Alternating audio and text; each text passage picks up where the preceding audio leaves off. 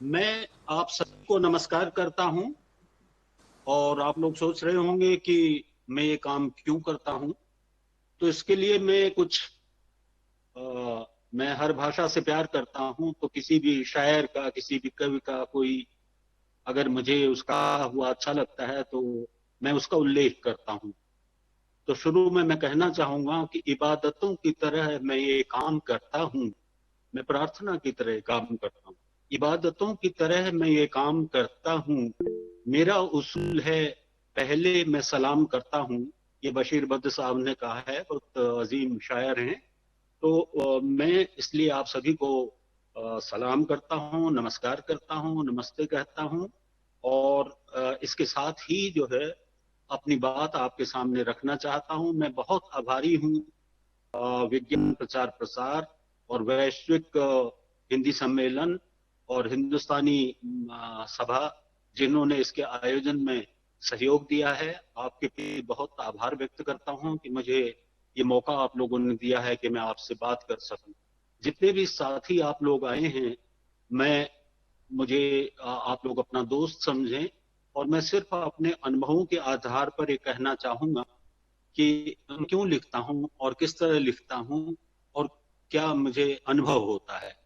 मेरा पहला लेख विज्ञान का 1965 में प्रकाशित हुआ था। विज्ञान की एक पत्रिका, विज्ञान जगत में, जो उस समय की बहुत अच्छी पत्रिका थी। हिंदी में दो बड़ी पत्रिकाएं निकलती थी, बहुत लोकप्रिय थी, विज्ञान लोक और विज्ञान जगत।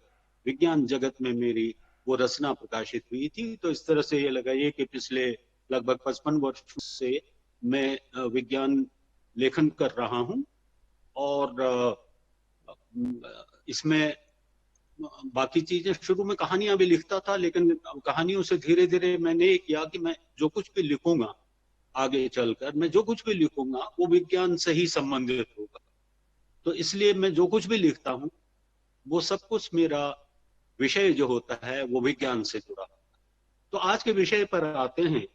विषय ये दिया गया है, भारतीय भाषाओं में विज्ञान लेखन की बात कही गई है। तो भारतीय भाषाओं में विज्ञान लेखन क्यों, क्यों विज्ञान। पहली बात तो यह है कि विज्ञान लिखा ही क्यों जाना चाहिए। आपने महसूस किया होगा कि अभी जो वैश्विक संकट चल रहा है, इतनी बड़ी वैश्विक महामारी फैली हुई है, सारी दुनिया में इसने आतंक मचाया हुआ है। आम लोगों से पूछिए अगर कि कोविड 19 क्या है, कोविड 19 क्या है, ये वायरस क्या है, तो शायद मुश्किल होगी। आपने देखा होगा अपने आसपास जो लोग हैं, जो काम करने वाले हैं, जो घर में काम करने आती हैं, उनसे, या किसी किसान से, या दुकान में जाकर दुकानदार से, या किसी भी जिनको हम आम जन कहेंगे, अगर उनसे आप पूछेंगे कि ये कोविड 19 के बारे में बताइएगा, ये विषाणु क्यों, मतलब ये बीमारी इतनी ज्यादा खतरनाक क्यों है, तो मैं समझता हूं और आपका भी अनुभव होगा कि बहुत कुछ नहीं बता पाएंगे। ये है बीमारी, सिर्फ इतना ही जानते हैं। जबकि सच ये है कि टनों के हिसाब से अंग्रेजी में लिखा जा चुका है। लगातार अंग्रेजी की पत्रिकाएं जो है वो प्रकाशित कर रही हैं। अंग्रेजी में जो जो चैनल चलते हैं वो भी धुआंधार, उसमें बड़े बड़े वैज्ञानिक, बड़े बड़े विद्वान इस महामारी के बारे में बता रहे हैं। लेकिन हालत वो है जो निदा फाजली साहब ने जैसे कहा था, जिसे भी देखिए वो अपने आप में गुम है, जैसे भी देखिए वो अपने आप में गुम है। जुबान मिली है मगर हम जुबान नहीं मिलती। उसको तो हम जुबान चाहिए, उसको तो महाराष्ट्र में मराठी में जो बता सकती वो चाहिए, उसे तो केरल में मलयालम में चाहिए, उसे तो तमिलनाडु में तमिल में बोलने वाला चाहिए, जो पश्चिम बंगाल में बांग्ला में बता सके और जो पंजाब में पंजाबी में बता सके। क्योंकि उस भाषा में हम सहज रूप से समझ लेंगे, और उसका जो आम आदमी है वो उस भाषा को बोल रहा है। तो साथियों, सबसे बड़ी जरूरत यह है कि अंग्रेजी में उपलब्ध है। मैंने बताया टनों लिखा जा रहा है, टनों लिखा जाए। और अंतर्राष्ट्रीय स्तर पर जो पत्रिकाएं हैं, जो मानक माने जाते हैं कि विज्ञान सबसे अच्छा कहां से आ रहा है, प्रामाणिक विज्ञान की सूचनाएं कहां से आएंगी, उसमें जैसे नेचर पत्रिका है, विश्व की प्रसिद्ध पत्रिका है, साइंटिफिक अमेरिकन है या साइंस है, इस तरह से और भी तमाम सूचना के स्रोत हैं जहां से बहुत ही अच्छी विज्ञान की जानकारी लगातार आती रहती है जिस पर विश्वास किया जा सकता है। लेकिन लेकिन वो सब कुछ अंग्रेजी में। लेकिन जापान में भी तो ये बीमारी फैली है, तो जापान में तो लोग जापानी बोलते हैं, वो लोग तो जापानी में लिखते हैं। चीन जहां से ये बीमारी शुरू हुई है, चीन ने इस पे काफी कुछ नियंत्रण भी अपना कर लिया है, तो वहां तो चीनी भाषा, मैंडोरियन और ये सब भाषा बोली जाती है। तो फिर वहां तो अंग्रेजी है नहीं, फिर कैसे? फ्रांस जो है वहां पर फ्रांसीसी भाषा बोली जाती है, और रूस रूसी भाषा में काम करता है, जर्मन लोग जर्मन भाषा में बोलते हैं। इस तरह दुनिया के हर देश में लोगों की अपनी भाषा है, अपनी भाषा में उनके पास। विज्ञान में तो कोई पीछे नहीं है, विज्ञान में तो वो लोग दुनिया में लगातार आगे बढ़ रहे हैं, और उनके पास उपलब्धियों का पूरा एक एक पूरा खजाना है कि इतनी उपलब्धियां विज्ञान में उनकी हैं। तो अपनी भाषा में कैसे किया? अपनी भाषा में केवल दो ही तरीके हैं साथियों। एक है अपनी भाषा में लिखना, दूसरा है अपनी भाषा में अनुवाद करना। मौलिक लेखन और ट्रांसलेशन, अनुवाद। और अनुवाद भी ऐसा कि जो अनुवाद न लगे, जो लगे कि हाँ मौलिक, हम अनुवाद पढ़ रहे हैं लेकिन हमें लगे कि ये तो मूल रूप से जैसे हिंदी में लिखा गया है, मराठी में लिखा गया, बांग्ला में लिखा गया, इस तरह। तो ये काम हमारे यहाँ नहीं हो पाता। इसलिए कह रहा हूं मैं कि मैं एक बार डॉक्टर नागरिक का व्याख्यान सुन रहा था, वो बहुत अच्छी बात कह रहे हैं। उन्होंने कहा कि ये विज्ञान चाहिए किसे, मतलब है जो हम किसके लिए लिखें, कौन लोग हैं जिनके पास ये विज्ञान जाना चाहिए। तो उन्होंने बताया 3 तरह के लोग हैं जहां पे विज्ञान लिखा जा रहा है और जो विज्ञान लिखने का काम करते हैं। कौन है? पहला है वैज्ञानिक, जो कि उस भाषा में लिखते हैं जो टेक्निकल भाषा कहलाती है, तकनीकी भाषा है। और खग ही जाने खग की भाषा, विज्ञान की उस भाषा को वैज्ञानिक, उसी स्तर के वैज्ञानिक समझते हैं। ये बहुत स्पष्ट बात है, क्योंकि विज्ञान की एक अपने शब्द हैं, अपनी शब्दावली है, अपने जार्गन है, और उसमें ही विज्ञान की खोजें होती हैं, उसी में लिखा जाता है। उसके बाद आते हैं विद्यार्थी और शिक्षक। शिक्षकों की बहुत बड़ी जिम्मेदारी। शिक्षक जब नोट्स बनाते हैं अपने विद्यार्थियों को पढ़ाने के लिए, तो उस जटिल सामग्री को, जो कुछ उपलब्ध है, उस उपलब्ध सामग्री को वो सरल करते हैं, उसका सरलीकरण करते हैं, और वो अर्ध तकनीकी रह जाता है। पहले तकनीकी भाषा थी, अब अर्ध तकनीकी। उस अर्ध तकनीकी भाषा में उसको वो पढ़ाते हैं विद्यार्थियों। विद्यार्थियों में दोनों तरह के लोग निकल सकते हैं। कुछ लोग आम समाज में जाएंगे और कुछ लोग प्रयोगशालाओं में पहुंच जाएंगे, वो भी रिसर्च करें। तो वो खत भाषा भी जानेंगे, वो विज्ञान की उस तकनीकी भाषा को भी जान रहे होंगे, समझेंगे, और वो आम लोगों से जब बात करेंगे तो वो उस सरलीकृत विज्ञान को जो समझा है उन्होंने, उसके माध्यम से बताना चाहेंगे। अब इसमें सबसे बड़ी भूमिका आती है उस लेखक की जो कि ऐसा लिखे, जो भारतीय भाषाओं में और हिंदी में ऐसा लिखे जिसको कि आमजन समझ सके। अभी मैंने बताया कि जैसे अगर हम इस पैंडेमिक के बारे में, इस वैश्विक महामारी के बारे में, इस वायरस के बारे में कहते हैं, तो आमजन इतना नहीं जानता है, किसी से भी पूछ लीजिए।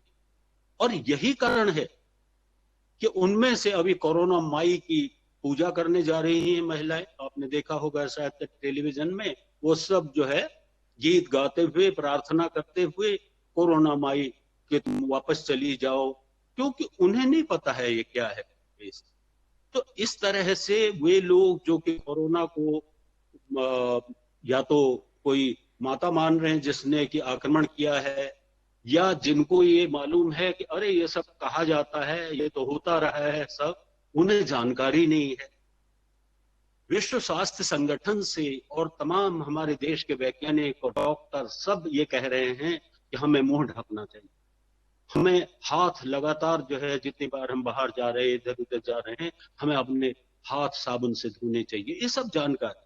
अब ये देखने में कोई दवाई तो लगती नहीं है, लेकिन इसके पीछे रहस्य कितना है। अगर ये विज्ञान आम जन तक पहुंचा होता तो उन्हें बार बार समझाने की जरूरत नहीं है।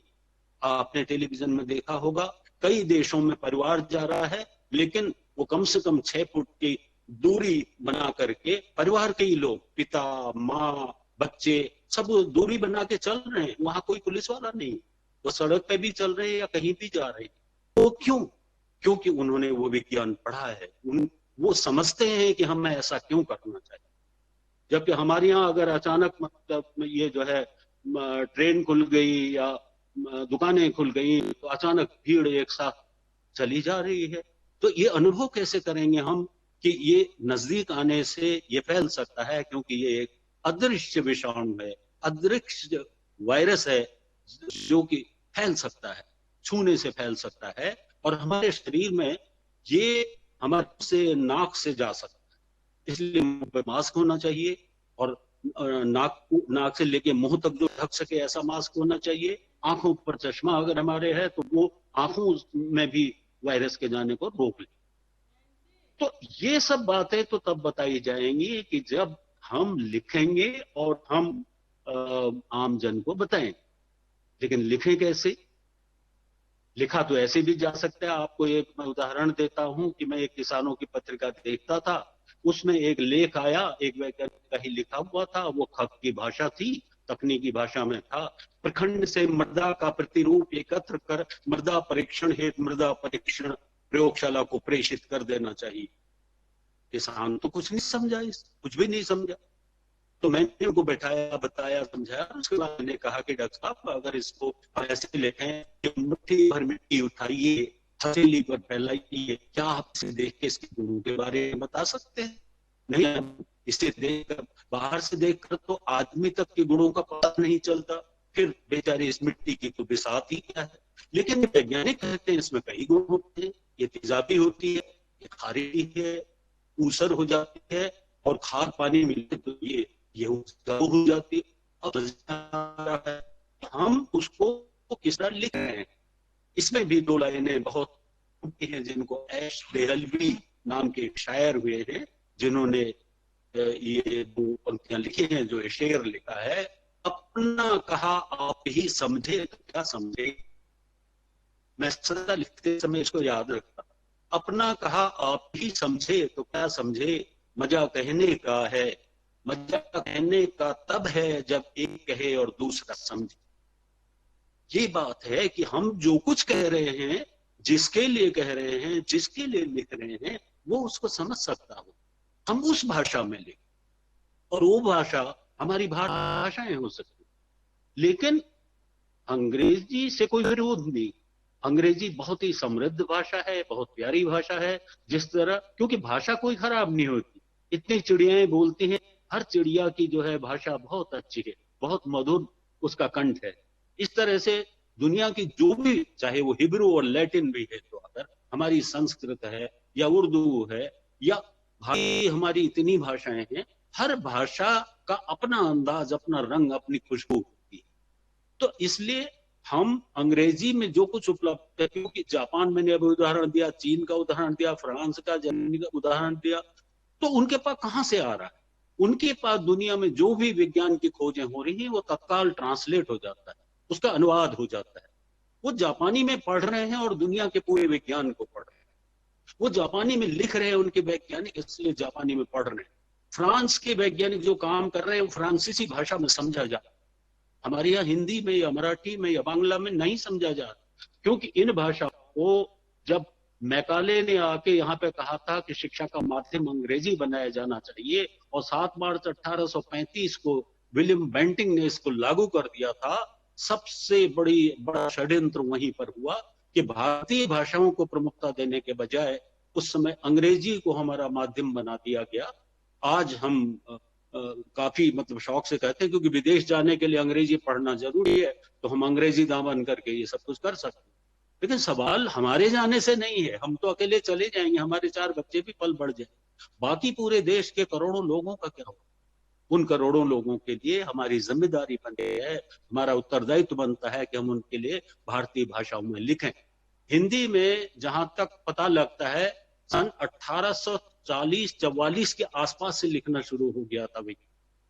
और आपको आश्चर्य होगा कि इन लोगों ने लिखा भी क्या नहीं। इनमें विज्ञान के बारे में सबसे सुंदर लेख मैंने जो कि विज्ञान पत्रकारिता और पत्रकार, ये लेख निराला जी ने लिखा, सूर्यकांत त्रिपाठी निराला ने, सुधा में छपा ये सन 1934। महावीर प्रसाद द्विवेदी ने लिखा, प्रेमचंद ने खुद विदेश से जो कुछ विज्ञान की खबरें आ रही थी उन पर आधारित अपने संपादकीय टिप्पणियां लिखते रहे। इसके अलावा चंद्र शर्मा गुलेरी ने, आप कल्पना कर सकते हैं कि उसने कहा था कि अमर कथाकार, 5 लेखकों की सीरीज उनकी मैंने पढ़ी है जो कि आंखों पर है, हमारी आंखें किस तरह काम करती हैं, इस पर चंद्र शर्मा गुलेरी का लेख। इसलिए इसमें तमाम लोग लिखते रहे। और सरस्वती पत्रिका जब 1900 में प्रकाशित हुई, जो हिंदी की सबसे जानी मानी साहित्यिक पत्रिका रही, तो उस पत्रिका ने विज्ञान नियमित रूप से छापा। ऐसा नहीं था कि विज्ञान अलग हो गया और साहित्य अलग हो गया, सब। वो एक संपूर्ण पत्रिका थी, उसमें विज्ञान आता था और उसी में विज्ञान कथाएं छपने लगी। सन 1900 में केशव प्रसाद सिंह की पहली एक विज्ञान कथा, उसमें पहले ही वर्ष में और पहले अंक में चंद्रलोक की यात्रा नाम से एक विज्ञान कथा है। और 1908 में सत्यदेव परिव्राजक, जो कि स्वतंत्रता सेनानी भी थे, उनकी कहानी आई, आश्चर्यजनक घंटी। तो फिर ये तो तब लिखा जाने लगा उस समय। और उसके बाद आगे ये पूरा इतिहास है कि आज 100 वर्ष से अधिक हो चुके हैं, 125 वर्ष होने वाले हैं, जबकि हिंदी में विज्ञान और विज्ञान कथाएं लिखी गई है। तारेचे हास्य मराठी में लिखा गया, बताइए कितना, सन 1911 या 16 के आसपास का है वो। आपका बांग्ला में जो है 1856 में जगदानंद राय ने पहली विज्ञान की कहानी लिखी थी। आपका आपके आसपास जो है कन्नड़ भाषा में तमाम पुराने लोग लिखते रहे। उनमें से एक जो है जिनसे हमारी मुलाकात हुई थी, वो भूषणूर मठ साहब थे, उन्होंने बहुत लिखा। मराठी के तो बहुत लोगों के साथ भेंट हुई, मुलाकात हुई। हेलो। तो इस तरह से काफी लिखा गया है, लेकिन लिखने के लिए साथियों एक चीज बहुत जरूरी, बल्कि 2 सवाल मैं कहूंगा। एक तो लोग ये सोचते हैं विज्ञान क्यों लिखें, हम तो हिंदी के लोग हैं। और विज्ञान वाले से पूछिए कि भाई आपने प्रेमचंद का उपन्यास पढ़ा है, आपने मराठी का उपन्यास पढ़ा है, आपने बांग्ला का उपन्यास पढ़ा? नहीं, मैं तो साइंस का हूं। अरे ये साइंस और ये कुछ नहीं होता है, साइंस और साहित्य ये ज्ञान है। ये ज्ञान चाहे विज्ञान का है चाहे साहित्य का है, ये सब एक है। आखिर में आप वहीं पहुंचेंगे। आप देखेंगे जब इसके लगातार आगे बढ़ते जाएंगे तो उसमें आप देखेंगे कि सच की तलाश साहित्य भी कर रहा है, समाज का दर्पण कहलाता है, समाज का जो पूरा चित्र रख रहा है सामने, वो इसीलिए रख रहा है क्योंकि मानवीय भावनाओं का अध्ययन करके और सच का पता लगा के सच को अनुभव करके अपने कल्पना लोक में वो कहानियां रच रहा है, वो उपन्यास रच रहा है। हाँ, उपन्यास हिंदी में जैसे आया संजीव का, वो पूरे किसानों की आत्महत्या पर है, जीएम क्रॉप्स पर है। जीएम क्रॉप्स पर इतना खूबसूरत उपन्यास रच देना, वो तो उन्होंने लिखा है, वो तो हिंदी का एक उपन्यास है। ऐसे तमाम उपन्यास है। आपको पता है कि रविन्द्रनाथ टैगोर ने पहली पुस्तक कौन सी लिखी थी? गीतांजलि की अमर कवि और हमारे देश के प्रथम नोबेल पुरस्कार विजेता साहित्यकार, उनकी पहली पुस्तक थी विश्व परिचय। विश्व परिचय उन्होंने लिखी। उनके पिताजी उन्हें डलहौजी लाते घूमने के लिए, और वहां से पहाड़ों में शाम को जब तारावलियां, वो लिखते हैं कि जब तारा निकलता था, तारावलियां पूरी आकाश में चमकने लगती थी, जगमगाने लगती थी, तो मेरे पिता देवेंद्रनाथ टैगोर मुझे बताया करते थे कि बेटे ये तारे हैं, ये नक्षत्र हैं, और ये जो है ग्रह हैं, इनमें क्या अंतर है, फिर ग्रहों के उपग्रह हैं, वो सब अंतर समझाया करते थे। और मेरे मन में इतना वो प्रभाव पड़ा, कहते हैं कि मैं ये पुस्तक पूरी लिख रहा हूं जो पूरे विज्ञान पर है। उसमें उन्होंने अणुपरमाणु पर भी लिखा है, उन्होंने धातुओं पर लिखा है, उन्होंने भूगर्भ पर लिखा है। ये सब रविन्द्रनाथ टैगोर ने लिखा। बंकिम चंद्र चटर्जी, उन्होंने विज्ञान पर, उनकी पुस्तक है पूरी, विज्ञान रहस्य करके उनकी पुस्तक है। और तमाम लोग हैं, प्रफुल्ल रंजन रे, इतने महान वैज्ञानिक, उन्होंने शेक्सपियर के नाटकों की जितनी बेहतरीन समीक्षा लिखी, वो मानक माना जाता है, कितनी अच्छी समीक्षा उन्होंने। तो ये विज्ञान और साहित्य का अंतर नहीं। हिंदी में पढ़ा हुआ कोई भी व्यक्ति, या इतिहास पढ़ा हुआ, या भूगोल पढ़ा हुआ, किसी भी विषय का व्यक्ति, विज्ञान तो एक जिज्ञासा है, एक जानने को। यदि आप विज्ञान के सच को जानते हैं कि ये विज्ञान आ रहा है, लेकिन हमारे समाज पर, हमारे लोगों पर, उनके जीवन पर ये क्या असर डाल रहा है, क्या प्रभाव डाल रहा है, इसके बारे में आप लिखते हैं। विज्ञान हिंदी में लिखने के माने ये नहीं है कि आप जो है वो क्लासरूम वाले पाठ लिखे या वो प्रैक्टिकल लिखे। आप वो लिखिए ना कि हम लोगों के जीवन पर विज्ञान असर क्या डाल रहा है, अच्छा भी डाल रहा है, बुरा भी डाल रहा है। एटम बम ने तबाही मचा दी थी, लाखों लोगों का जीवन ले लिया था, तो वो भी तो विज्ञान था। और तमाम आज जो हम देख रहे हैं, हमारे जीवन को इतना सुखमय बना दिया है, तो ये भी विज्ञान है।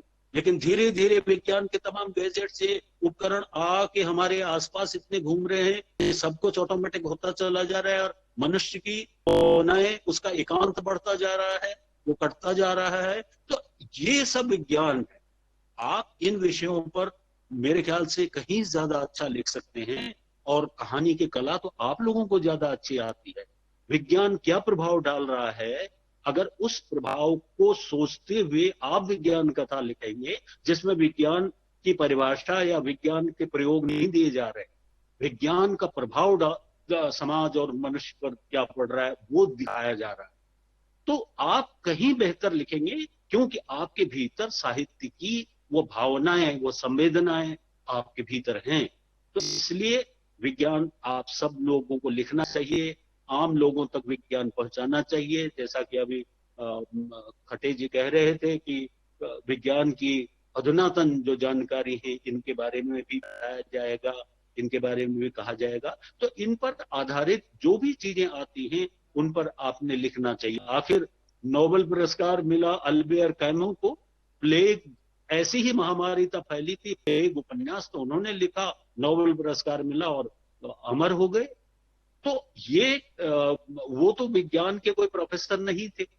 तो इसलिए विज्ञान कोई भी लिख सकता है, और उसको समझेगा वो आदमी जब आप आम लोगों की अपनी भाषा में लिखेंगे। तो मेरे ख्याल से खटे जी, आप देख रहे हैं कि समय शायद मेरे लिए निर्धारित समय निकल रहा है। हेलो राहुल खटे जी। बता सकते हैं, आप बता सकते हैं और जानकारी बता सकते हैं सर आप।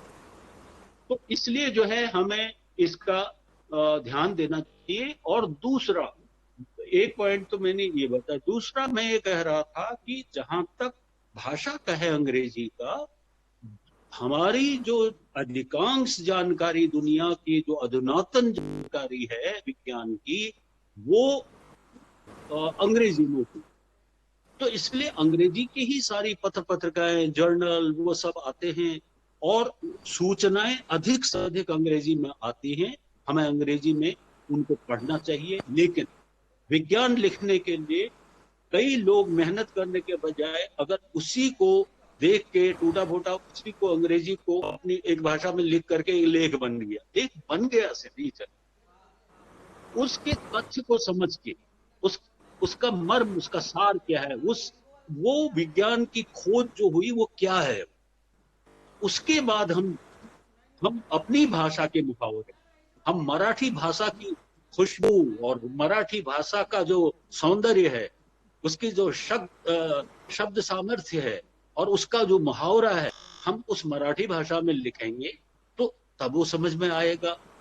डॉक्टर दाभोलकर की एक किताब मैंने पढ़ी, विज्ञानेश्वरी, वो तो कितना वर्षों तक चलता रहा, उसमें विज्ञानेश्वरी लेखमाला क्रमशः चलती रही कि लोगों में जिस तरह संत ज्ञानेश्वर ने ज्ञान फैलाया था, उस तरह विज्ञान का ज्ञान फैलाने के लिए विज्ञानेश्वरी लिखी गई, और उसका हिंदी अनुवाद हमें पढ़ने को मिला। तो उसमें उन्होंने एक शुरुआत जो कर रखी है, उसको मुझे याद है कि उन्होंने लिख रखा है, कोई भी हाँक ले जाए कहीं भी, ऐसी भेड़ बकरियां मत बनना, मत बनना। मुझे बड़ा अच्छा लगता है कि कोई भी कुछ भी कहे, कुछ समझिए, आप खुद अपनी जिज्ञासा व्यक्त कीजिए, उस पर तर्क कीजिए, उसका पता लगाइए कि ये सच है कि नहीं है? हम में ये इतने सोचने की शक्ति जो है, ये सृष्टि में जिसने हमें बनाया है उसने हमें ये शक्ति दी है कि हम सोच सकें, तो हमें तर्क करना चाहिए।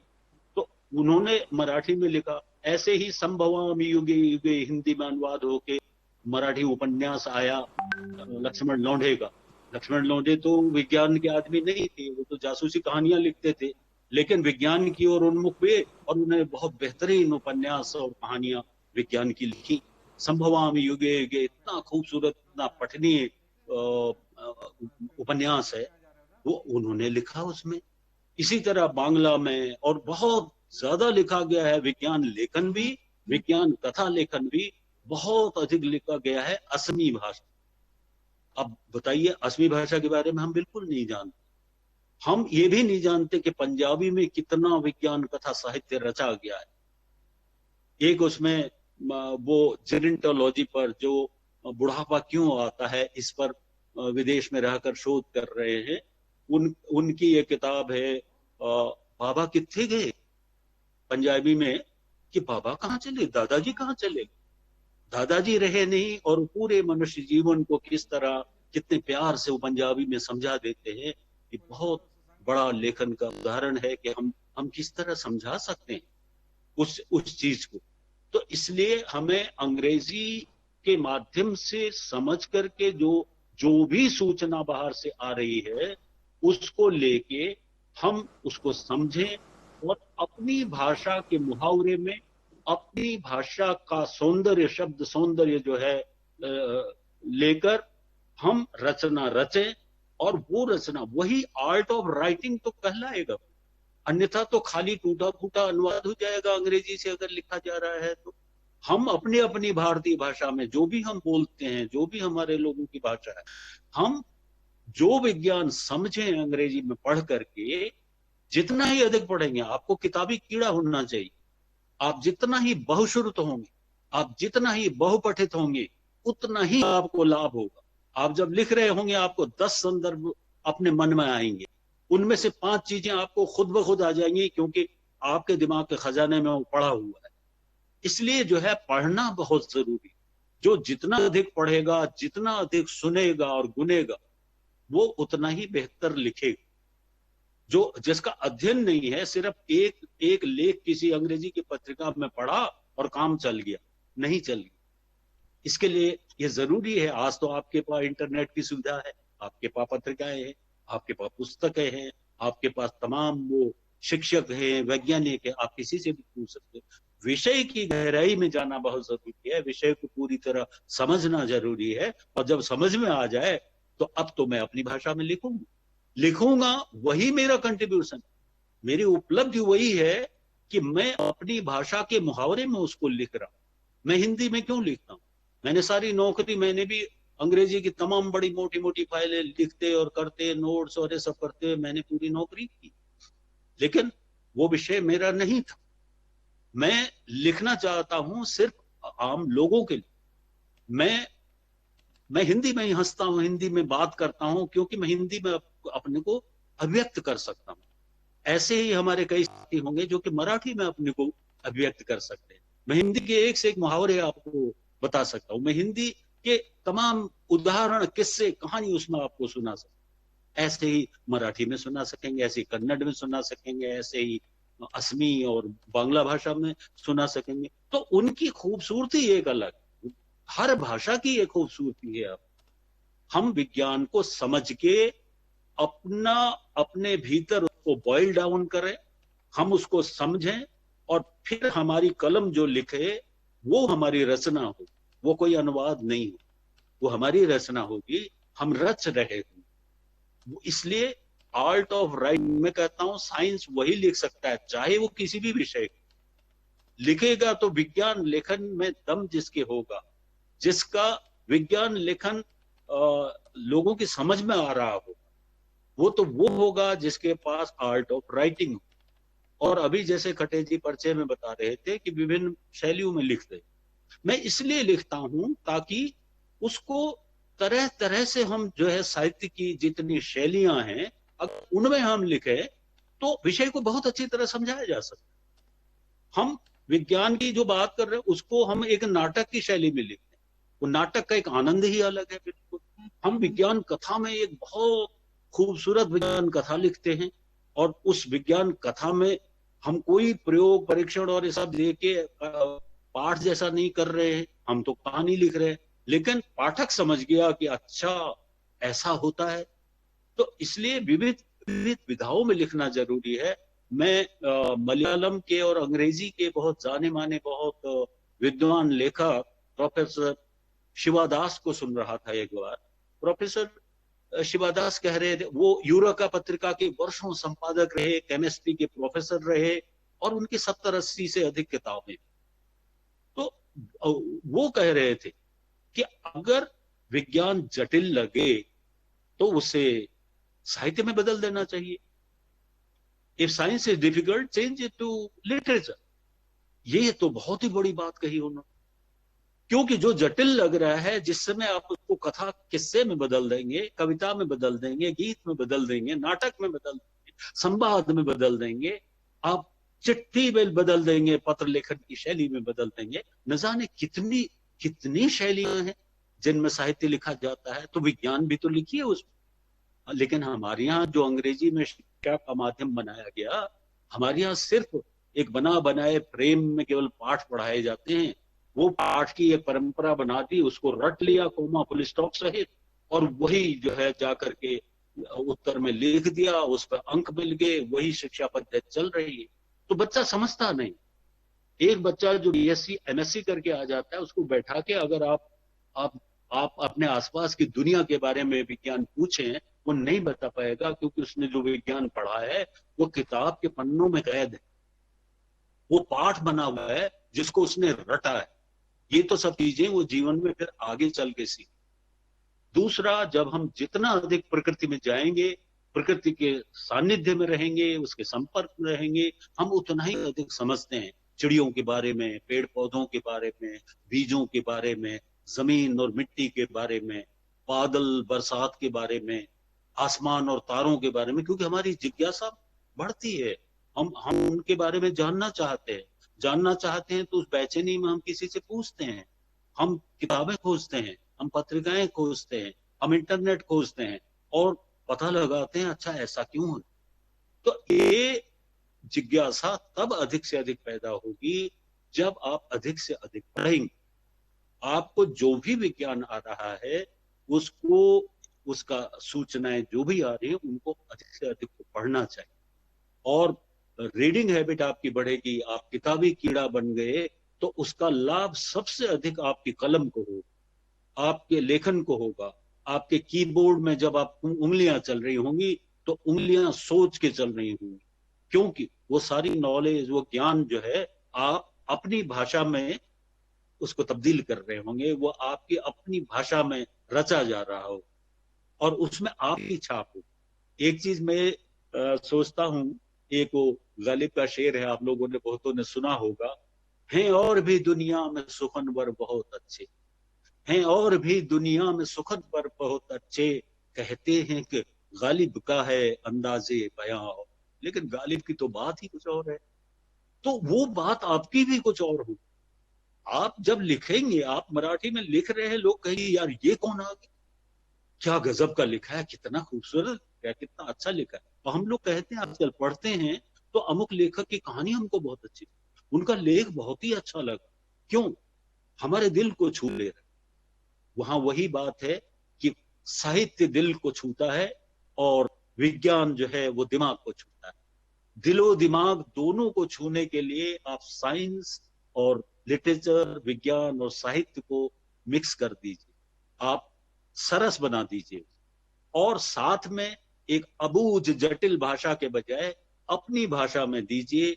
जब अपनी जुबान में बोल रहे हैं, तो हम जुबान आप हो जाएंगे उसके, जो कि आपके आसपास लोग वो समझ रहे होंगे, वो जो कुछ आप लिख रहे हैं उस भाषा में समझ रहे होंगे, वो चाहे हिंदी हो, मराठी हो, बांग्ला हो, कन्नड़ हो या तमिल। तो इसलिए हमें हिंदी में और अपनी भारतीय भाषाओं में अधिक से अधिक विज्ञान लिखना चाहिए, बिना ये सोचे समझे कि हम किस विषय में शिक्षा प्राप्त कर चुके हैं, हमने कौन सा विषय पढ़ा। इससे कोई मतलब नहीं है। मतलब विज्ञान को जानना है। एक जुगनू क्यों चमकता है, कवि भी सोचता है, एक कहानीकार भी सोचता है, एक विज्ञान का व्यक्ति भी सोचता है। और मैं आपको सच बताऊं, मैं निराला की कविता पढ़ता हूं, जूही की कली। मुझे वो जूही की कली, क्योंकि मैं उसके विज्ञान को जानता हूं, मैं वनस्पति विज्ञान उसका पूरा जानता हूं कि वो कली क्या है, कैसे वो खिली है, कैसे उसमें पुंकेसर हैं, उसमें वर्तिकाग्र है, मेल फीमेल पार्ट्स हैं उसके, उसमें खुशबू है, उसमें पराग बन रहा है, वो सब तो मुझे पता। इस अब किसी तरह से अगर मलयानिल पवन आया और वो झकझोर किया उसे, किस तरह उसको मैं कहीं ज्यादा समझता। मैं हिंदी की तमाम कविताओं का इस्तेमाल और उन कवियों के संदर्भ दे के करता हूं। ठीक जिस जैसे इसमें भी मैं आपको इसमें दो पंक्तियां सुना रहा हूं, ऐसे में तमाम लोगों के इस्तेमाल करता हूं। जो बात मैंने कही, पता लगा मैंने एक पेज में जो कही, उन्होंने दो लाइन में कह दी उसमें। दो दो लाइन में उन्होंने मतलब उसको पूरा कह डाला। और जबकि हम लोग इतना कुछ कहते रह गए कि मतलब बहुत बहुत कुछ लिखा। वो संक्षेप में हम सारांश में हम तब कह सकेंगे जब हमारा कमांड हो, जब हम अपनी भाषा में कह रहे होंगे हमारे पास पूरा पता है मेरे दिमाग में क्या है और मुझे कैसे रचना है उसको, मुझे अपने लोगों को कैसे बताना है। तो इसलिए साथियों, विज्ञान लिखिए, मेरी तमाम शुभकामनाएं आपके साथ हैं। विज्ञान रचिए, अपने आसपास के विज्ञान को देखिए। घर में बैठा हुआ बच्चा बिल्कुल अकेला पड़ गया है, माँ बाप के पास वक्त नहीं है, उसके हाथ में मोबाइल पकड़ा दिया है। दो बच्चे दिल्ली में अस्पताल में भर्ती हो गए। वो खाना खाने के लिए भी उनके पास समय नहीं था, बाथरूम जाने के लिए भी समय नहीं था। वो पूरी तरह इतना खो गए उसमें, खेलते खेलते उनकी वही उनकी आभासी दुनिया, उनकी असली दुनिया। तो साइकियाट्रिस्ट को दिखा करके उसके बाद अस्पताल में भर्ती करने, इसी जगह सारा जो प्राकृतिक भोजन था हमारा, उसकी जगह पर जंक फूड खाते खाते कितने बच्चों का भार बढ़ गया है, कितने बच्चों को चश्मे चढ़ गए हैं, कितने बच्चों को उनके कान कमजोर हो जाएंगे, लगातार कान पर मोबाइल लगा लगा के सुनते हुए। डॉक्टरों का कहना है कि 40 साल की उम्र तक में कान इतने कमजोर हो जाएंगे कि सुन नहीं पाएंगे। जबकि आज आप खुद देखते होंगे कि 90, यहाँ तक कि 95, 100 साल तक का आदमी भी वो खुद ही सुन रहा होता है, उसको किसी उपकरण की आवश्यकता नहीं है। तो वो इसलिए क्योंकि प्राकृतिक जीवन जी रहा है। ऐसे ही प्राकृतिक भोजन करना जरूरी है। अभी ये लॉकडाउन में हमने देखा कि एक सबसे बड़ा फायदा जो हुआ है, वो फायदा ये हुआ कि बच्चे घर के अंदर रह गए, बाजार से ऑर्डर नहीं आ पाए, इसलिए पिज्जा और ये सारा जो हमारा भोजन नहीं, विदेशी कैसे खाते हैं वो जानते हो। तो उसमें तमाम मांस और सब्जियां और पता नहीं क्या क्या काट के खाते हैं। तो भोजन बिल्कुल अलग। तो प्राकृतिक भोजन बच्चे कर नहीं रहे। अब जब घर ही में बंद हैं तो प्राकृतिक भोजन करने लगे। प्राकृतिक भोजन के कारण उनका स्वास्थ्य सुधर गया है और उन्हें पहली बार प्राकृतिक भोजन में रस आ रहा है। ये सही मौका है जबकि बच्चे प्राकृतिक भोजन की ओर आकर्षित किए जा सकते हैं। इसलिए अगर विज्ञान हम उन्हें बताएं कि बेटे इसका क्या नुकसान है, ये जो जंक फूड खा रहे हो इससे क्या क्या नुकसान होगा, पेट में क्या हो जाता है, क्या क्या इससे रोग हो सकते हैं, किस तरह हड्डियां कमजोर हो सकती हैं, ये सब चीजें बताई जा सकती हैं। ये सब विज्ञान है। विज्ञान माने न्यूटन का नियम या आइंस्टाइन का जो है फॉर्मूला, वही विज्ञान नहीं है। वो तो वैज्ञानिक पढ़ रहे हैं, लिख रहे हैं, समझ रहे हैं, वो खोजें कर रहे हैं। हम लोगों का विज्ञान तो वो है कि आम जन को प्रभावित करता है, हमारे समाज को प्रभावित करता है। हम उस विज्ञान को समझें, हम उस विज्ञान के बारे में लिखें, हम उस विज्ञान के बारे में लोगों को बताएं। आज कितना अच्छा लगता है जो कि हजारों हजारों की भीड़, लाखों की भीड़ जब सामने इस इतनी बड़ी जो है आपदा में जब वो बाहर निकल के आ रहे हैं, तो हम उन्हें बता सकें, हम उन्हें समझा सकते, वो जानते कि मतलब जो है ये कितना खतरनाक जो है वायरस है, ये खुद ब खुद वो समझ लेते। लेकिन वो सूचना उनके पास तक उतनी नहीं पहुंचती, क्योंकि हर व्यक्ति तो ना टेलीविजन देख रहा है, ना अंग्रेजी का अखबार पढ़ रहा है, ना उसके पास वक्त नहीं है। तो फिर हम जो उसके आसपास हैं हम बता सकते हैं। जैसा हमारे परिचय में कह रहे थे राहुल खटे जी कि मैं बच्चों के पास जाकर करीब 60,000 बच्चे हो गए हैं और मैं 5-6 साल हो गए हैं। मैं लगातार आदिवासी इलाकों में भी जाता हूँ, स्कूलों में जाता हूँ, रेजिडेंशियल स्कूलों में जाता हूँ, गाँव में जाता हूँ, और उन जगहों में जाकर के उनको कहानियां सुनाता हूँ। वो एक मैंने देखा कि ये जो है किस्सा गोई और दास्तान गोई की जाती है, और कहानियां वो पुराने राजों की, राजकुमारों की सुनाई जाती है, नवाबों की सुनाई जाती है कि जनाब क्या उस समय कैसे कबाब बनते थे और क्या होता। बड़ा आनंद तो आता है सबको, लेकिन आज के बच्चे के लिए उसकी उपयोगिता क्या है बताइए।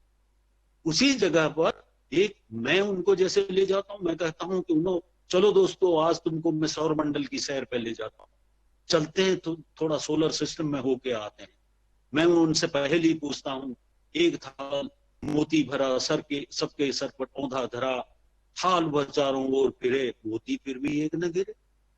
बच्चे बड़े खुश होते हैं, तारों भरा आकाश और अमीर खुशबू ने लिखा है, और ये रो हमारा अंतरिक्षयान, कल्पना अंतरिक्षयान में बैठा था उन्हें, और हम चल पड़ते हैं और तारों की छांव में गीत गाते हैं। तारों की छांव में चलते हुए मैं उनसे कहता हूँ कि मैं कमांडर देवीदा एक गीत गाना चाहता हूँ, क्या तुम मेरे साथ एक गीत गाओगे। बच्चे कह बड़े बड़े खुश हो जाते हैं, और वो बच्चे मेरे साथ गाते हैं, आसमान में लाखों तारे, तारे कितने सारे, आसमान में लाखों तारे, तारे कितने सारे, टिमटिमाते तारे। ऐसे ये थोड़ा सा लंबा सा है गीत। तो ये गाते हुए हम पता लगा सूरज के पास पहुंच गए, और मैं उनको बता देता हूँ कि ये जो कल्पना अंतरिक्षयान है हमारा, इसमें आंधी का असर पड़ता है, न पानी का पड़ता है, न आग इसे जला सकती है, न इसे कोई पत्थर चट्टान तोड़ सकती है। ये हमारा कल्पना अंतरिक्षयान है, जो कि कल्पना चावला की स्मृति में, और हम अपने सृष्टि ने जो हमें, सृष्टि के सृजनहार ने जो हमें कल्पना शक्ति दी हुई है, उसके लिए मैंने इसका नाम कल्पना अंतरिक्षयान रखा है। बच्चे बड़े खुश होते हैं, 8 ग्रह देखते हैं, उसके बाद 5 बौने ग्रह देखते हैं, धूमकेतु को देखते हैं, वो जहां से धूमकेतु आते हैं वो ऊर्ट क्लाउड को देखते हैं, और आकर के हम किस तरह से वायुमंडल में प्रवेश करके वापस धरती की ओर आ रहे होते हैं, तो उन्हें अपनी प्यारी और निराली नीले रंग की पृथ्वी दिखाई देती है। फिर हम अपने देश के ऊपर आते हैं तो हमारा प्यारा देश दिखाई देता है, जिसके जिसके माथे पर धवल मुकुट हिमालय का है, जिसके 3 तरफ सागर की लहरें ठाठ मार रही हैं, जिसके हरे भरे जंगल जिसमें हैं, जिसमें रेगिस्तान है, जिसमें कल कल बहती हुई नदियां हैं, जिसमें झरने हैं, जिसमें बड़े लंबे चौड़े मैदान हैं। ये सब मतलब इतना सुंदर, और जिनमें लाखों लाखों प्रजातियों जीवों की वो सब जो है उसमें उनमें रह रही हैं। बच्चों से मैं पूछता हूँ, दो कहीं तुमने अंतरिक्ष में सौर मंडल के किसी ग्रह उपग्रह में कहीं भी तुमने कोई तितली देखी? वो कहते हैं नहीं। कोई चिड़िया देखी? नहीं देखी। कोई हरी भरी लहलहाती फसल देखी? नहीं देखी। कोई पेड़ देखा? नहीं देखा। कल कल बहती हुई नदियां, झरने, कुछ नहीं देखा। तो फिर दोस्तों, ये सब कुछ तो हमारी धरती में है, ये तो हमारी प्यारी पृथ्वी में है। हम इसको बचाएंगे तो हमारी पृथ्वी इसी तरह से, इसमें जीवन का स्पंदन चलता रहेगा, जीवन लगातार उसकी हलचल चलती रहेगी, और लाखों करोड़ों जीव जंतु इसमें जीवित रहेंगे। तो बच्चों को ये कहने की जरूरत नहीं पड़ती है कि झंडा उठा के कि पर्यावरण बचाओ, की जरूरत नहीं। उन्हें महसूस हो जाता है। तो मेरे ख्याल से वक्त काफी हो गया है, और मैं मैं चाहता हूं कि अब आप लोग जो है या तो प्रश्न हाँ करें या दूसरे वक्ता बोले, तो मुझे जी। मेरे ख्याल से हमारे जो हाँ, मैं बहुत हमारे जो धन्यवाद सदस्य जुड़े हैं मैं बहुत वो धन्यवाद सर देता से। हूँ आपको। हेलो, हाँ आप लोगों ने मुझे सुना, मैं आप लोगों का बहुत आभारी हूँ, आपको बहुत धन्यवाद देता हूँ। और अगर कुछ भी आप लोग पूछना चाहेंगे तो मैं यही हूँ, और आपसे बातचीत होगी। हमारे दूसरे साथी जो है वो आपको संबोधित कर रहे होंगे। जी हाँ सर। सर आपने बहुत ही साहित्य और विज्ञान का कैसा अंतर संबंध है, जिसका जिसकी आवश्यकता बहुत है आजकल समझने में। क्योंकि अभी हुआ क्या है कि साहित्य का विद्यार्थी विज्ञान नहीं पढ़ता और विज्ञान का विद्यार्थी हाँ, साहित्य नहीं बिल्कुल पढ़ता। इसलिए सही उन्हें कह ऐसा रहे लगता है प्राचीन साहित्य है, जैसे वेद, उपनिषद, पुराण, ये सब कुछ काल्पनिक है। क्योंकि हमारे वेद, उपनिषद जो काव्य है, वो सब जो है वो काव्यात्मक ढंग से लिखे गए हैं। वो उसमें विज्ञान की ही बातें हैं, लेकिन वो काव्य में लिखी जाने के कारण हमें वो काल्पनिक है ऐसा बता दिया जाता है। तो इस समस्या से इस समस्या को कैसे पार करें? उसको मैं उसमें बहुत कुछ ऐसा है जो मेरे लिए प्रामाणिक विज्ञान है। अगर स्वैर कल्पनाएं नहीं है, केवल फैंटेसी अगर है, तो उसे मैं अपने पूर्वजों की बहुत उर्वर कल्पना मानता हूं, जिनका प्रमाण नहीं हमारे। लेकिन जिनका प्रमाण है, मैं उसको प्रामाणिक जानकारी मानता हूं। वो ऋचाओं में लिखा गया, ऋचाओं में ही लिखा जाना था, क्योंकि मोहनजोदड़ो की सभ्यता समाप्त हो चुकी थी। केवल वन थे, केवल वनाश्रित वहां पर सभ्यता पनप सकती थी। उसी में झोपड़ियां बना करके और गाय पाल करके किस तरह से ऋषि महर्षि कहलाए वो लोग। और उन्होंने जो कुछ अनुभव किया, जो कुछ अपने चारों ओर से, अपने पूरे ब्रह्मांड से, अपने धरती से, नदी से, हवा से, पानी से, जो कुछ भी उन्होंने अनुभव किया, उस ज्ञान को उन्होंने रचा और मौखिक पहले उन्होंने उसको, उसकी कल्पना काव्य में की और आगे चल करके वो लिखा गया। तो मेरे लिए कहाँ विज्ञान हो जाता है, मैं खाली एक उदाहरण छोटा सा दूंगा कि एक बच्चे का अन्नप्राशन हो रहा है, जिसके केवल 2 दांत निकले हैं, और अन्नप्राशन कराया जा रहा है, और उसमें ऋषि बोल रहा है, वो एक ऋचा बोल रहा है, व्रीहिमत्तम यौमत्तमथो माश मथा तिलम। हे दांतों, हे दांतों, तुम पहले व्रीहि खाओ, तुम चावल खाओ, फिर उसके बाद जौ खाओ, उसके बाद उड़द खाओ, और फिर उसके बाद तुम तिल खाना। और आप आज के विज्ञान के हिसाब से ये चारों फसलें, इनका जन्म भारत में हुआ, ये हमारे देश की अपनी फसलें हैं। तो मेरे लिए तो सबसे बड़ा प्रमाण है कि वैदिक काल में भी हमारी यहाँ ये फसलें उगाई जा रही। इसी तरह ऋग्वेद की ऋचाओं में कई जगह है कि धरती की कोख तैयार है, सीता का प्रवेश कराओ और उसमें कुंड बनाकर बीजों का वपन करो। सीता हल का फाल था। हल का फाल, इसके माने हमारे देश में तो हल बन चुका था। जबकि 1492 में जब कोलंबस दक्षिण अमेरिका में गया, तो वहां तो उसने देखा नहीं, क्योंकि एज़टेक, इनका और मय जो सभ्यताएं थी, महान सभ्यताएं दक्षिण अमेरिका की, उनमें से इन लोगों के पास तो हल था ही नहीं। इनके पास जानवर भी नहीं थे, वो लोहा पहचानते नहीं थे। वे केवल छेद करके धरती में उसमें बीज डालते थे और ऐसे मक्का की फसल उगाते थे। लेकिन हमारे यहाँ तो हल था, और उसमें भी ऋचाओं में बता रहे हैं कि बैलों की जोड़ी को तैयार करो, उनके कंधों पर जुआ बांधो। बताइए, बैलों के कंधों पर जुआ कसो और हल की फाल अब जो है वो धरती में डालो। उसमें बारिश के बाद का वर्णन है, और वो अब बीज वपन के लिए तैयार है, बीज वपन करो, ये बताया जा रहा है। ये मतलब खाली ये उदाहरण है। तो इस तरह तमाम सारी चीजें हैं। मेरे एक बहुत अच्छे मित्र हैं, बहुत बड़े विद्वान उदयपुर में, डॉक्टर श्री कृष्ण जुग्म, वो बहुत काम कर रहे हैं प्राचीन भारतीय जो प्रामाणिक मतलब विज्ञान का काम हुआ, चाहे जल संरक्षण पर हो, चाहे वो अश्वशास्त्र पर। दुनिया के किस देश में अश्वशास्त्र पर इतने पहले ग्रंथ लिखा गया है ही नहीं कहीं। आयुर्वेद वगैरह तो चलिए हम जानते हैं, सुश्रुत ने जो खोजे की वो आज कहाँ है। इसलिए ये प्रामाणिक है। सुश्रुत के हर यंत्र का डिजाइन मालूम, सुश्रुत का सारा काम मालूम है, उसने कैसे प्लास्टिक सर्जरी की, कैसे नाक और कान को कैसे ठीक किया जाता था, ये सब मालूम है। जब एक छोटी सी खबर आती है, मैंने किसी जमाने में पढ़ी थी टाइम्स ऑफ इंडिया में, और वो रूस की खबर थी, उसमें लिखा हुआ था इंडियन गूसबेरी रीजुबिनेट्स अवर सेल्स करके, ऐसे लिखा हुआ था। खबर छपी और निकल भी गई होगी, बहुत उसकी चर्चा नहीं हुई, क्योंकि अखबारों में कहीं हमने तो देखा नहीं कुछ नहीं।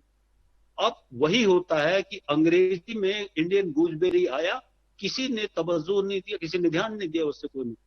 इंडियन गूसबेरी के माने हैं हमारा आंवला, और लिखा हुआ है कि it rejuvenates our body cells, हमारी कोशिकाओं को पुनर्जीवित करता है, उनको पुनर्यौवन लाता है इसमें। तो फिर हम चरक के उन महाअवलेहों को कैसे भूल सकते हैं? हम वो चरक के सारे जो महारसायन थे उनको कैसे भूल सकते हैं, जिनका आधार आंवला है। तो इसलिए उस पर अगर हम ठोस रूप से उस पर रिसर्च कर रहे हैं, ये हुआ नहीं क्योंकि हम देश गुलाम रहा, अंग्रेजी सभ्यता आई, अंग्रेजों ने अपने ढंग से सारा करा। चीन ने सारा अपना जो उनकी चिकित्सा पद्धति थी, जो उनकी प्राचीन चिकित्सा पद्धति थी, उस पद्धति को आधुनिक मेडिकल साइंस के साथ जोड़ा और उनके यहाँ वही चलता है। और उनके पास एक बेहतरीन जो है मेडिकल साइंस आज है, जिसमें उनका अपना भी है। हमारे आयुर्वेद अलग ही है अभी भी। आयुर्वेद एक अलग थेरेपी है, एलोपैथी एक अलग थेरेपी है, होम्योपैथी एक अलग है। आयुर्वेद हमारे देश की जड़ों में रहा है। इसको काश अगर अंग्रेजों के जगह पर अगर कोई भारतीय ही पद्धति में किया गया होता और हमारे विज्ञान में शामिल हो गया होता, क्यों नहीं हम आयुर्वेद में जितने बताए हुए जो अचूक औषधियां हैं उनके तत्वों को पता लगा करके क्यों नहीं हम अपने एलोपैथिक मेडिकल साइंस में उसको शामिल करते जाते? सैकड़ों वर्ष हमने गंवा दिए ऐसे। तो इसलिए प्रामाणिक ज्ञान है वो जिनके प्रमाण हैं, उन चीजों को मैं मानता।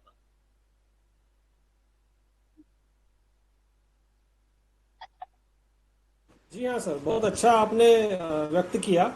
और हमारे जो अन्य साथी हैं जो सर ने जो बातें बताई उससे संबंधित कुछ प्रश्न करना चाहते हैं तो कर सकते हैं। प्रमोद जी आए हैं? हाँ, प्रमोद भार्गव जी प्रमोद आए भाई, हैं। हाँ हाँ। हाँ, तो यदि किसी और का अन्य कोई प्रश्न नहीं है तो हम इस चर्चा का जो दूसरा है प्रमोद भार्गव जी उनके वक्तव्य की तरफ बढ़ेंगे। लेकिन उसके पहले मैं चाहूँगा कि हम हमारे हृदय की गहराइयों से देवेंद्र मेवाड़ी जी जो विज्ञान लेखक है इनका हम आभार व्यक्त करें। और हमारे मन में साहित्य और विज्ञान का जो मन में जो एक सा भ्रम पहला एक हुआ था कि भाई ये अलग अलग विधाएं हैं, तो ये भ्रम टूट गया है ऐसा मैं मानता हूँ। और साहित्य और विज्ञान एक ही सिक्के के दो पहलू है ऐसा मानते हुए हम आगे ऐसी कोशिश करेंगे, इस तरह का हम वाचन करेंगे, इस तरह का हम रीडिंग करेंगे जिससे ये भ्रम टूटे। क्योंकि साहित्य और विज्ञान अलग नहीं है, दोनों जो है एक ही बात को बताने का दोनों तरीके अलग है। तो बिल्कुल इनको जब तक हम जोड़कर नहीं देखेंगे तब तक हम आगे नहीं बढ़ पाएंगे। हम देखते हैं विज्ञान का जो विद्यार्थी होता है वो साहित्य नहीं पढ़ता और जो साहित्य का विद्यार्थी होता है वो विज्ञान नहीं पढ़ता, इसलिए भ्रम बना रहता है। जबकि दोनों में एक ही वस्तुएं हैं। ऋग्वेद के नासदी सूक्त में क्या लिखा हुआ है यदि आप जाकर देखेंगे तो बिग बैंग थ्योरी में वही बात लिखी हुई मिलेगी, कमोवेश कम ज्यादा मिलेगी, लेकिन मूल सार वही रहेगा। तो मेरा मानना है कि इस चर्चा के माध्यम से हम यह संदेश ले कि साहित्य और विज्ञान को हमें साथ साथ पढ़ना चाहिए और दोनों को अलग न मानते हुए उसको अपने जीवन में उतारना चाहिए। तो बहुत बहुत धन्यवाद। हमारी हृदय की गहराइयों से हम देवेंद्र बहुत मेवाड़ जी धन्यवाद। का मैं भी करते आप हैं। सभी को बहुत धन्यवाद देता हूँ। जी हाँ, और हम चाहते हैं कि सर का एक बार जोरदार तालियां बजाकर स्वागत करें। क्योंकि ऑनलाइन है, आपके हाथों में मोबाइल होगा, फिर भी थोड़ी कोशिश करें मोबाइल थोड़ा साइड में रखें और एक बार सर के लिए जोरदार तालियां बजाएं। धन्यवाद, बहुत बहुत धन्यवाद आप सभी का। सर हम आगे भी जुड़े रहेंगे, ये हमारी पहली कोशिश है, हम आगे भी जुड़े रहेंगे। हमारे हाँ जो है हाँ जो खटी अगले जी, पड़ाव। कभी अगर हालात बिल्कुल सामान्य होते हैं तो कभी कहीं इस तरह से किसी व्याख्यान में भी मुलाकात हो सकती है जहाँ विज्ञान और साहित्य पर एक पूरा विस्तृत व्याख्यान दिया जा सकता है। जी हाँ सर, जी हाँ, हम ऐसी कोशिश करेंगे। हम ऐसी कोशिश करेंगे, कुछ विश्वविद्यालयों को या महाविद्यालयों को जोड़कर हम ऐसी कोशिश करेंगे। हाँ, ठीक है सर, धन्यवाद। अभी धन्यवाद बहुत। आप